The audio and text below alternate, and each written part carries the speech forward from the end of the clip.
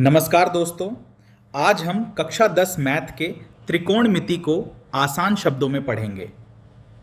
बिल्कुल। तो चलिए आज की क्लास शुरू करते हैं। हाँ, और मैं शुरुआत में ही थोड़ा स्पष्ट कर दूं कि आज की इस क्लास में हम लोग गणित के सवालों को हल करेंगे। मतलब हम step by step paper solve करते हुए इस पूरे त्रिकोणमिति के टॉपिक को समझेंगे। एकदम सही। और बच्चों को ये याद रखना है कि उनका पूरा ध्यान फॉर्मूलों पर होना चाहिए। विधि यानी जो मेथड है उसे बहुत ध्यान से समझना है। हाँ, क्योंकि हम पहले फॉर्मूला देखेंगे, फिर उसका कॉन्सेप्ट और फिर स्टेप बाय स्टेप कैलकुलेशन करेंगे। तो चलिए बिल्कुल बेसिक से शुरू करते हैं। बिल्कुल, पहली स्लाइड पर चलते हैं। त्रिकोणमिति का पूरा आधार एक ही आकृति पट्टिका है, समकोण त्रिभुज, जिसे हम राइट एंगल ट्रायंगल कहते हैं। राइट, इसका एक कोण हमेशा एकदम सीधा होता है, यानी 90 डिग्री का। अब 90 डिग्री के ठीक सामने वाली जो भुजा होती है वो हमेशा कर्ण कहलाती है, यानी हाइपोटेन्यूज। हाँ, और ये त्रिभुज की सबसे बड़ी भुजा होती है, ये कभी नहीं बदलती। बिल्कुल नहीं बदलती। लेकिन असली खेल तो बाकी दो भुजाओं का है, लंब यानी परपेंडिकुलर और आधार यानी बेस। यहाँ बच्चों के लिए मेरा एक सवाल है। आंख जहां से देख रही है, यानी जिस कोण से हम देख रहे हैं, उसके हिसाब से लंब और आधार कैसे बदलते हैं? ये बहुत ही बढ़िया सवाल है। इसे ऐसे समझो कि देखने का नजरिया ही आधार तय करता है। अगर आप नीचे सड़क से इमारत को देख रहे हो तो इमारत लंब है और सड़क आधार है। हाँ, और अगर कोई छत से नीचे देख रहा है तो उसके लिए इमारत आधार बन जाएगी। मतलब जिस कोण से हम देख रहे हैं उसके सामने वाली भुजा हमेशा लंब होती है। एकदम सही। और इन्हीं तीनों भुजाओं लंब, आधार और कर्ण के अनुपातों से हमारे 6 त्रिकोणमितीय अनुपात बनते हैं। सही कहा, जैसे sine theta, cos theta, tan theta, cosec theta, sec theta और कॉट थीटा। तो अगर हम साइन थीटा की बात करें तो वो होता है लंब बटे कर्ण। बिल्कुल। और अब दूसरी स्लाइड पर आते हैं। इन भुजाओं के बीच जो सबसे पक्का रिश्ता है वो है पाइथागोरस प्रमेय। हाँ, पाइथागोरस थ्योरम, जिसका सूत्र है कर्ण का स्क्वायर बराबर लंब का स्क्वायर प्लस आधार का स्क्वायर। राइट। और त्रिकोणमिति में इन अनुपातों के बीच पारस्परिक संबंध भी होते हैं, जिन्हें रेसिप्रोकल्स कहते हैं। मतलब एक दूसरे के उल्टे हैं ना? हाँ, जैसे साइन और कोसेक एक दूसरे के उल्टे हैं, कॉस का उल्टा सेक है और टैन का उल्टा कॉट है। और दो बहुत ही महत्वपूर्ण सूत्र और भी हैं। टैन थीटा बराबर होता है साइन थीटा बटे कॉस थीटा के, और कॉट थीटा होता है कॉस थीटा बटे साइन थीटा। तो चलिए तीसरी स्लाइड पर एक उदाहरण देखते हैं। एक सवाल मैं ब्लैक बोर्ड पर लिख रही हूँ। एक त्रिभुज है ABC जिसमें कोण B 90 डिग्री है। ठीक है। भुजा AB है 5 सेंटीमीटर और भुजा AC है 13 सेंटीमीटर। अब हमें कोण C के सभी अनुपात निकालने हैं। समझ रहे हो बेटा? इस सवाल को कैसे शुरू करेंगे?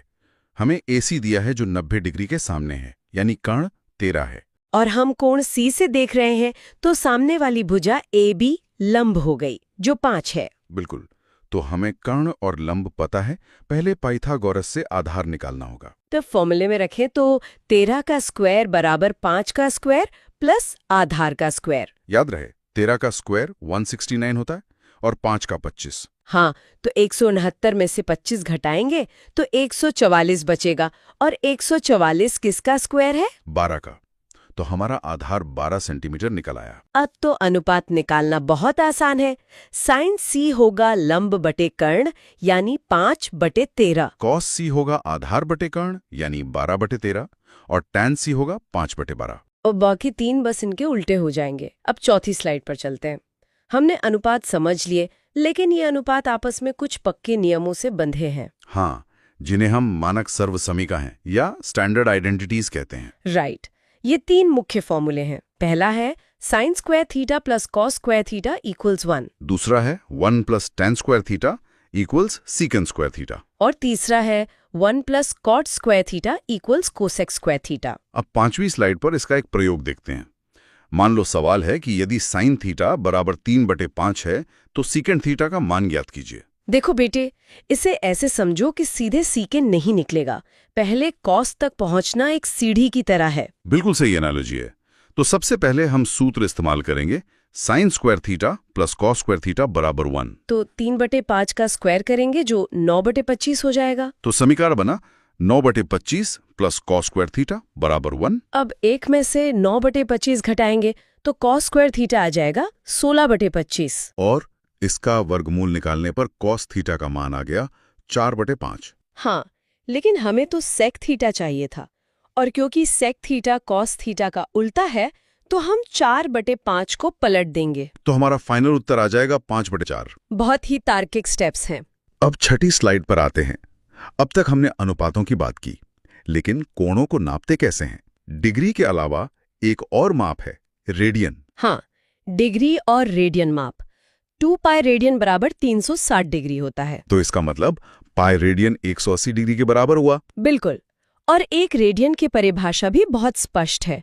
जब चाप की लंबाई त्रिज्या के बराबर हो जाए तो वो 1 रेडियन का कोण बनाता है। और इसका सूत्र है कोण रेडियन में बराबर चाप की लंबाई बटे त्रिज्या, यानी थीटा इक्वल्स L/R। अब 7वीं स्लाइड पर बहुभुज यानी पॉलीगॉन्स के कोणों की बात करते हैं। हाँ, किसी भी बहुभुज के अंतः कोणों यानी इंटीरियर एंगल्स के योग का सूत्र है n-2 × 180, या इसे ऐसे भी लिख सकते हैं 2n-4 × 90 डिग्री, जहां n भुजाओं की संख्या है। लेकिन एक बहुत ही महत्वपूर्ण नियम याद रखना है। क्या? किसी भी बहुभुज के सभी बहिष्कोणों यानी एक्सटीरियर एंगल्स का योग हमेशा 360 डिग्री ही होता है, चाहे कितनी भी भुजाएं हों। अरे वाह, ये तो बहुत बढ़िया नियम है। तो चलो 8वीं स्लाइड पर चाप और त्रिज्या पर आधारित एक प्रश्न हल करते हैं। सवाल है, 42 सेंटीमीटर त्रिज्या के केंद्र पर 33 सेंटीमीटर लंबाई का चाप कितना कोण बनाएगा? आप भी इसे अपने कॉपी में हल करके देखो। सूत्र थीटा इक्वल्स L/R लगाएंगे। तो कोण होगा 33/42। इसे सरल करेंगे तो 11/14 रेडियन आएगा। लेकिन अगर इसे डिग्री में बदलना हो तो क्या करेंगे? रेडियन को डिग्री में बदलने के लिए हम 180/पाई से गुणा करते हैं। तो 11/14 गुणा 180/पाई, और पाई का मान 22/7 रखेंगे। तो ये हो जाएगा 11/14 गुणा 180 गुणा 7/22। कैलकुलेशन बहुत आसान है। 11 से 22 कटेगा 2 बार में, 7 से 14 कटेगा 2 बार में, नीचे 4 आ गया, 180 को 4 से भाग देंगे तो अंतिम उत्तर 45 डिग्री आएगा। बिल्कुल सही। अब 9वीं स्लाइड पर आते हैं। कोणों के मापन के बाद जब दो कोण जुड़ते हैं तो क्या होता है? यहाँ पूरक और संपूरक कोणों का कंसेप्ट आता है। कोटिपूरक या कॉम्प्लीमेंट्री एंगल वो होते हैं जिनका योग 90 डिग्री होता है। हाँ, और इसमें सूत्र है sin 90 - थीटा बराबर cos थीटा और tan 90 - थीटा बराबर cot थीटा। और संपूरक यानी सप्लीमेंट्री एंगल वो हैं जिनका योग 180 डिग्री होता है। इसमें sin 180 - थीटा तो sin थीटा ही रहता है, लेकिन cos और tan ऋणात्मक यानी नेगेटिव हो जाते हैं। तो 10वीं स्लाइड पर इसका एक उदाहरण देखते हैं। सवाल है, sin 43 डिग्री बटे cos 47 डिग्री का मान ज्ञात कीजिए। अगर इसे बिल्कुल आसान भाषा में समझें तो दोनों को एक ही रूप में लाना होगा। हाँ, क्योंकि 43 और 47 जोड़कर 90 होते हैं। तो हम नीचे वाले cos 47 डिग्री को cos 90 - 43 डिग्री लिख सकते हैं, और फॉर्मूले के हिसाब से वो sin 43 डिग्री बन जाएगा। तो ऊपर भी sin 43 और नीचे भी sin 43, दोनों कट जाएंगे और उत्तर 1 आएगा। अब 11वीं स्लाइड पर विशिष्ट कोणों की तालिका देखते हैं। 0, 30, 45, 60 और 90 डिग्री। हाँ, इसकी बहुत ही महत्वपूर्ण ट्रिक है। वो क्या? ध्यान दें कि साइन और कॉस के मान विपरीत क्रम में चलते हैं। जो साइन 0 है वो कॉस 90 है। राइट। तो 12वीं स्लाइड पर इस तालिका पर आधारित एक गणना करते हैं। सवाल है, ब्रैकेट में 1 - sin 60 degree bracket close divided by cos 60 degree का मान। टेबल से हमें पता है कि साइन 60 डिग्री है √3/2 और cos 60 डिग्री है 1/2। तो समीकरण बना 1 - √3/2 और इस पूरे के बटे में 1/2। ऊपर वाले को हल करेंगे तो आएगा 2 - √3 पूरे के बटे 2। और नीचे वाले 1/2 को पलटकर गुणा करेंगे तो 2/1 हो जाएगा। 2 से 2 कटेगा और अंतिम उत्तर 2 - √3 मिलेगा। बहुत ही शानदार। अब 13वीं स्लाइड पर चलते हैं। ऊंचाई और दूरी, त्रिकोणमिति का असल जिंदगी में क्या काम है? यही तो सबसे व्यवहारिक उपयोग है, किसी पेड़ या इमारत की ऊंचाई नापना। इसमें 2 कोण होते हैं। उन्नयन कोण यानी एंगल ऑफ एलिवेशन, जब हम नीचे से ऊपर मीनार को देखते हैं। और अवनमन कोण यानी एंगल ऑफ डिप्रेशन, जब हम ऊपर छत से नीचे किसी वस्तु को देखते हैं। और ज्यामिति का एक नियम है कि एकांतर कोण यानी ऑल्टरनेट एंगल के कारण अवनमन कोण नीचे के उन्नयन कोण के बराबर हो जाता है। बिल्कुल। तो 14वीं स्लाइड पर एक साधारण सा उदाहरण लेते हैं। सवाल है, एक वृक्ष की परछाई 8√3 मीटर है। यदि उन्नयन कोण 30 डिग्री है तो ऊंचाई ज्ञात करें। चूंकि हमें लंब यानी ऊंचाई निकालनी है और आधार दिया है, तो कौन सा फॉर्मूला लगेगा? tan थीटा का फॉर्मूला लगेगा, क्योंकि tan थीटा बराबर लंब बटे आधार होता है। सही। तो tan 30 डिग्री बराबर ऊंचाई बटे 8√3। टेबल से tan 30 का मान 1/√3 होता है। तो 1/√3 बराबर ऊंचाई बटे 8√3। √3 से √3 कट जाएगा, तो अंतिम उत्तर में ऊंचाई 8 मीटर आ जाएगी। बहुत बढ़िया। अब 15वीं स्लाइड पर एक एडवांस उदाहरण देखते हैं, पुल और नदी की चौड़ाई वाला सवाल। हाँ, ये बहुत बार पूछा जाता है। बिल्कुल। सवाल है, 100 मीटर ऊंचे पुल से नदी के दोनों ओर स्थित दो बिंदुओं के अवनमन कोण 30 डिग्री और 45 डिग्री हैं। बिंदुओं के बीच की दूरी निकालें। इस बड़े सवाल को हम दो अलग-अलग समकोण त्रिभुजों में तोड़ेंगे। मान लेते हैं पहला त्रिभुज ADC है, जहां कोण 45 डिग्री है। तो tan 45 डिग्री बराबर 100 बटे AC। tan 45 का मान 1 होता है। तो 1 बराबर 100 बटे AC, यानी AC की लंबाई 100 मीटर आ गई। अब दूसरा त्रिभुज ADB लेते हैं, जहां कोण 30 डिग्री है। यहाँ tan 30 डिग्री बराबर 100 बटे AB। tan 30 है 1/√3। तो 1/√3 बराबर 100 बटे AB। तो AB की लंबाई आ गई 100√3 मीटर। अब कुल दूरी निकालने के लिए दोनों को जोड़ देंगे, AB प्लस AC। तो 100√3 प्लस 100। 100 कॉमन लेंगे तो ब्रैकेट में √3 प्लस 1 बचेगा। √3 का मान 1.732 रखने पर ये हो जाएगा 100 गुणा 2.732। तो नदी की कुल चौड़ाई 273.2 मीटर आ जाएगी। बिल्कुल। स्टेप बाय स्टेप सॉल्व करने से गणित बहुत आसान हो जाती है। तो आज की पूरी क्लास का एक त्वरित रिवीजन कर लेते हैं।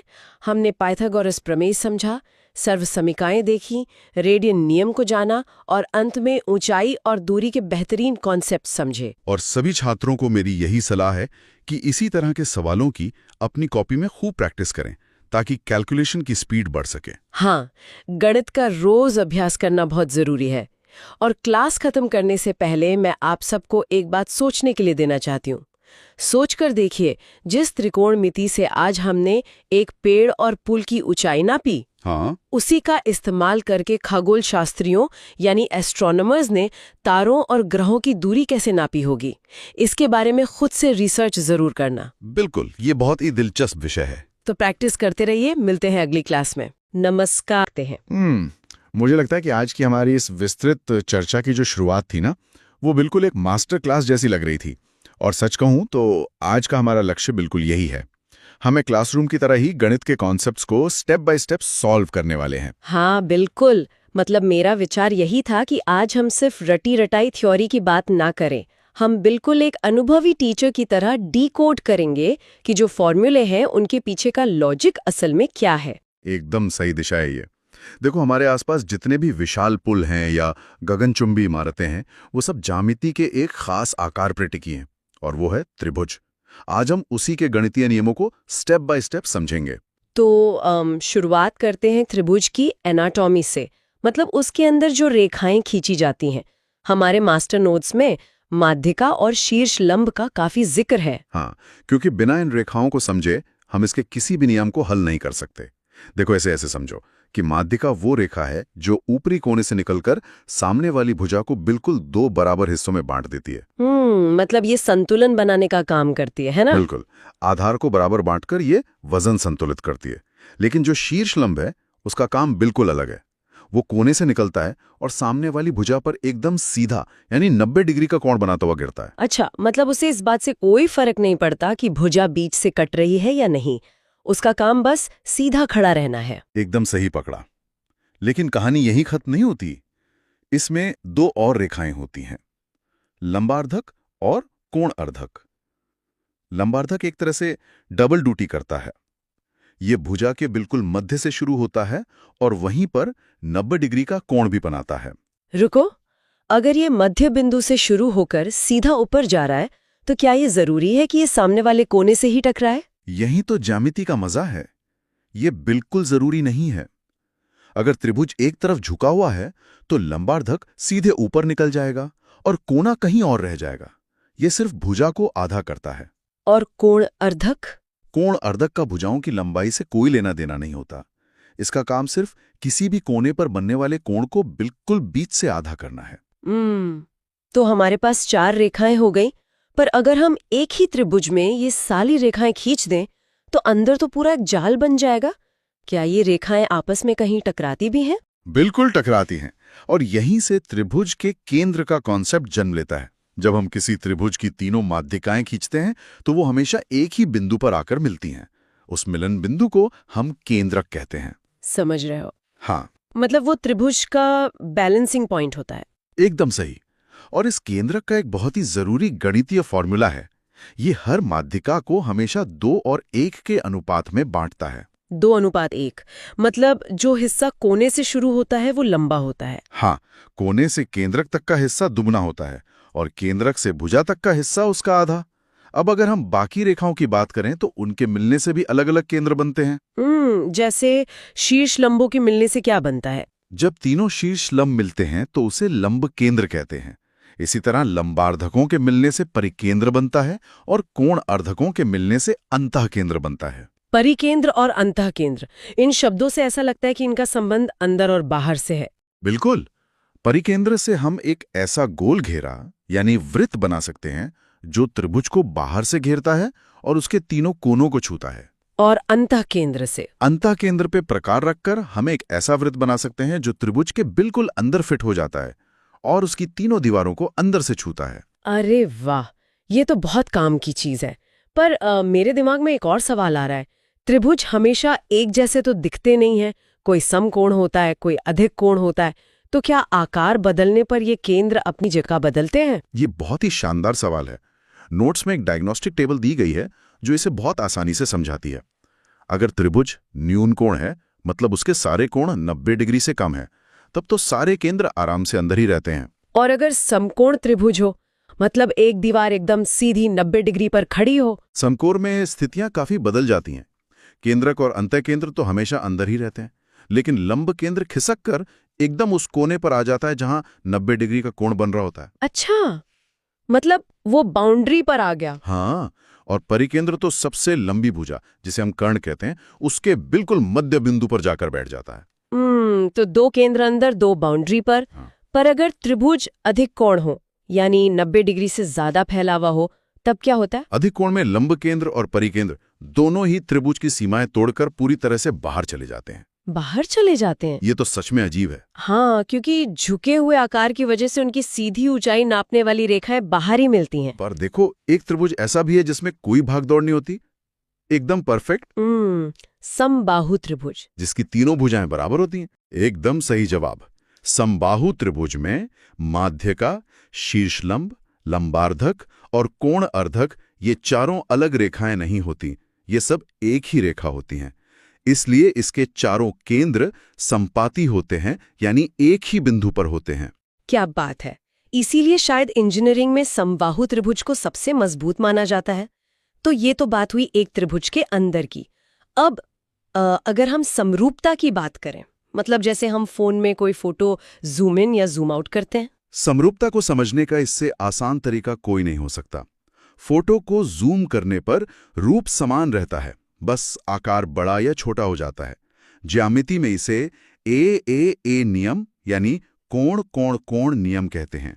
मतलब अगर 2 त्रिभुजों के तीनों कोण बिल्कुल बराबर हों तो वे समरूप होंगे। बिल्कुल। और समरूप होते ही एक बहुत ही तार्किक गणितीय नियम लागू हो जाता है। उनकी संगत भुजाएं समानुपाती हो जाती हैं। मतलब अगर एक भुजा दुगनी हुई है तो बाकी सारी भुजाएं भी दोगुनी ही होंगी। परिमाप और ऊंचाई में तो ये बात समझ आती है, पर मैंने देखा है कि लोग क्षेत्रफल निकालते समय इस अनुपात वाले फॉर्मूले में बहुत गलतियां करते हैं। ऐसा क्यों? क्योंकि लोग भूल जाते हैं कि क्षेत्रफल 2D होता है। जब आप भुजा को दोगुना करते हैं तो लंबाई भी बढ़ती है और चौड़ाई भी। इसलिए समरूप त्रिभुजों के क्षेत्रफल का अनुपात हमेशा उनकी भुजाओं के वर्गों के समानुपाती होता है। मतलब अगर भुजा 3 गुनी हुई है तो क्षेत्रफल 3 का वर्ग यानी 9 गुना हो जाएगा। एकदम सही। इस लॉजिक को हमेशा याद रखना चाहिए। अब इसी अनुपात से जुड़ा एक और बहुत महत्वपूर्ण नियम है, जिसे हम समानांतर रेखा नियम या थेल्स प्रमेय कहते हैं। थेल्स प्रमेय, ये कैसे काम करता है? अगर इसे बिल्कुल आसान भाषा में समझें तो मान लीजिए आप त्रिभुज के निचले आधार के बिल्कुल समानांतर एक रेखा खींचते हैं। तो वो रेखा बाकी दोनों खड़ी भुजाओं को एक समान अनुपात में बांट देती है। अच्छा, मतलब अगर बाईं भुजा 1/3 हिस्से से कटी है तो दाहिनी भुजा भी अपने आप 1/3 हिस्से से ही कटेगी। बिल्कुल। और इसी का एक शॉर्टकट वर्जन है मध्य बिंदु प्रमेय। अगर आप दोनों भुजाओं के बिल्कुल मध्य बिंदुओं को जोड़ते हैं तो वो रेखा ना सिर्फ आधार के समानांतर होगी बल्कि उसकी बिल्कुल आधी भी होगी। अरे वाह, ये तो कैलकुलेशन को बहुत आसान कर देता है। पर ये तो सामने वाली भुजाओं को बांटने की बात हुई। अगर हम कोने वाले कोण को आधा करें तो उसका आधार पर क्या असर पड़ेगा? यहां पर आंतरिक कोण अर्धक प्रमेय इस्तेमाल होता है। अगर हम कोण को आधा करने वाली रेखा खींचें तो वो सामने वाले आधार को उसी अनुपात में काटती है जिस अनुपात में कोण बनाने वाली दोनों दीवारें होती हैं। मतलब अगर बाईं दीवार दाहिनी दीवार से दोगुनी लंबी है तो आधार का बायां हिस्सा भी दाहिने हिस्से से दोगुना होगा। एकदम परफेक्ट लॉजिक। हर चीज अनुपातों से बहुत मजबूती से बंधी हुई है। अब तक हमने जूम इन और जूम आउट वाली समरूपता देखी, लेकिन अगर हमें बिल्कुल एक जैसी फोटोकॉपी बनानी हो तो? हाँ, मतलब जहां आकार भी समान हो और रूप भी 1 मिलीमीटर का भी फर्क ना हो। उसे हम सर्वांग समता कहते हैं। सर्वांग समता साबित करने के लिए हमें त्रिभुज के 6 अंग नापने की जरूरत नहीं है। इसके 4 शॉर्टकट सिद्धांत हैं।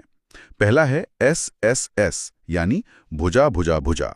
मतलब अगर तीनों भुजाएं बराबर हैं तो दोनों त्रिभुज पूरी तरह सर्वांगसम होंगे, कोण नापने की जरूरत ही नहीं। बिल्कुल जरूरत नहीं, क्योंकि 3 लकड़ियों को जोड़कर बने त्रिभुज को आप दबाकर उसका आकार नहीं बदल सकते, वो फिक्स हो जाता है। दूसरा नियम है RHS यानी समकोण त्रिभुज में कर्ण और कोई एक भुजा बराबर हो। और बाकी 2 नियम कौन से हैं? तीसरा है SAS 2 भुजाएं और उनके बीच का कोण बराबर हो। और चौथा है ASA 2 कोण और उनके बीच की भुजा बराबर हो। रुको, SSS है और कोण भी हैं, तो क्या हम AAA यानी तीनों कोणों वाले सिद्धांत से सर्वांग समता साबित नहीं कर सकते? यही वो जगह है जहां ज्यामिति बहुत से स्टूडेंट्स को उलझा देती है।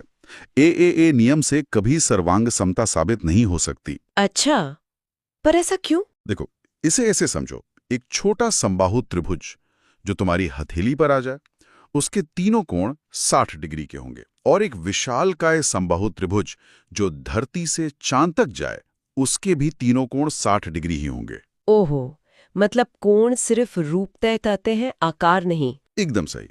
कोण सिर्फ दिशा बताते हैं। जब तक हमें कम से कम एक भुजा की लंबाई नहीं पता होगी, हम उसका सटीक आकार तय नहीं कर सकते। इसलिए AAA नियम सिर्फ समरूपता के लिए होता है, सर्वांग समता के लिए नहीं। क्या बात है। आज की इस विस्तृत चर्चा को अगर समेटा जाए तो हमने देखा कि ये केंद्र, अनुपातों के नियम और सर्वांग समता के सिद्धांत ही वो असली नींव है जो हमारी दुनिया के ढांचों को स्थिर रखते हैं। बिल्कुल, ये गणित के वो नियम हैं जो हमेशा काम करते हैं। लेकिन जाने से पहले मैं एक ऐसा सवाल छोड़ना चाहता हूं जो शायद इस पूरी समझ को चुनौती दे दे। ऐसा कौन सा सवाल है? आज हमने पढ़ा कि त्रिभुज के तीनों कोणों का जोड़ हमेशा 180 डिग्री होता है। लेकिन सोचिए, अगर हम ये त्रिभुज एक सपाट कागज पर ना बनाकर एक गोल सतह जैसे हमारी पृथ्वी के ग्लोब पर बनाएं, तो क्या होगा? ग्लोब पर त्रिभुज? हाँ, उत्तरी ध्रुव से भूमध्य रेखा तक, फिर भूमध्य रेखा के साथ साथ और फिर वापस उत्तरी ध्रुव तक।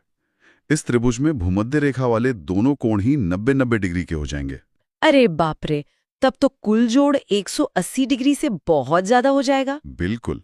गोल दुनिया में आते ही सपाट कागज के सारे नियम टूट जाते हैं और एक नई ज्यामिति जन्म लेती है। तो जो लोग हमें सुन रहे हैं वो खुद इस पर विचार करें कि गणित की ये दुनिया कितनी रहस्यमयी और विशाल है। सच में, ये तो दिमाग घुमाने वाला विचार है। तो इसी सवाल के साथ आज की इस क्लास को हम यहीं विराम देते हैं। अपने आसपास के आकारों को एक नई नजर से देखते रहिए और ऐसे ही गहराई से सीखते रहिए।